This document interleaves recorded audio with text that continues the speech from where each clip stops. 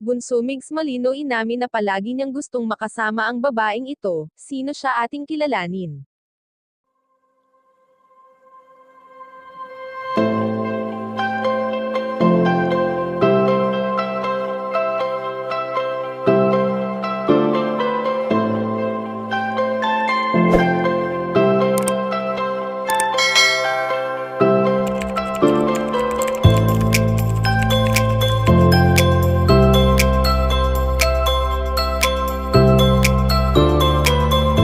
Kilala naman natin si Bunso Migs Malino bilang isang napakabuting tao, at ni minsan ay hindi sumagot sa mga taong pinipilit siyang sirain, bagkos ay ito ang kanyang naging inspirasyon upang mas tumatag at lumaban sa buhay.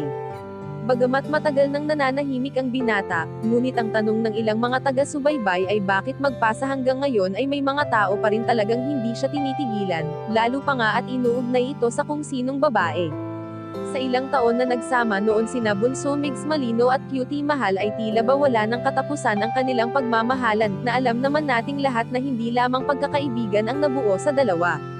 Napakasakit lang kung ating iisipin na ang noon ay masayang magkasama ay hindi na muling mangyayari pa at ito ay magsisilbing alaala na lamang sa ating isipan. Sa ngayon nga ay never na nagpakilala ang binata ng babaeng kanyang nais makasama, tulad ng pagsasama nila noon ng dating katambal na kilig ang hatid sa karamihan. Kaya naman ayon sa aming impormasyon na nakalap na kahit wala na si Cutie Mahal, ay may isang babae siyang nais na palaging makasama at ito ay ang kanyang inay Belen na palaging nakasuporta sa kanya.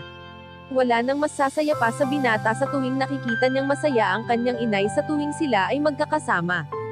Kayo mga kachika, anong masasabi niyo dito? Please leave the comment and don't forget to subscribe.